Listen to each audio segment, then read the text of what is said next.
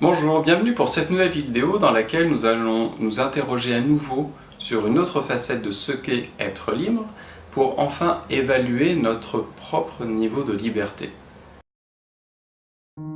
Finalement, qu'est-ce qu'être libre? Comme on l'a vu depuis le début de la semaine, quand on n'est pas libre, on subit des contraintes, des obligations, on a l'impression que ça vient de l'extérieur, que ça nous est imposé.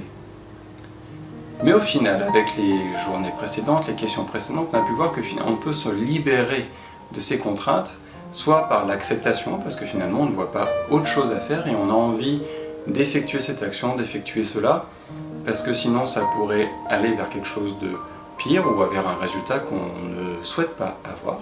Et que finalement, faire cette action nous amène vers du mieux, vers du bien.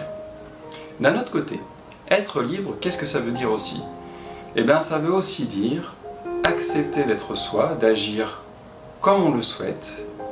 Et j'espère que comme vous le souhaitez, c'est avec respect de vous et des autres. Et finalement, ne pas se laisser imposer des choses par les autres ou par notre ego qui est un peu l'espèce de haut-parleur de toutes nos peurs et nos croyances limitantes et aussi... j'arrive jamais à me souvenir du nom des croyances dans l'autre sens. Bref, peu importe. Vous aurez compris l'idée, et du coup de pouvoir faire vos choix, faire ses propres choix en fonction de ce qui nous fait vibrer, de ce qui nous plaît, et uniquement cela. Bien sûr, là-dedans, il ne faut pas oublier l'acceptation, parce qu'on ne fait pas que ce qui nous plaît, parce que sinon on arrive à des résultats qui sont désagréables, et de même, on arrive à la notion de respect, de se respecter soi, respecter les autres, et faire que ce qui nous plaît, ce n'est pas respecter les autres, donc les autres ne nous respecteront pas, etc.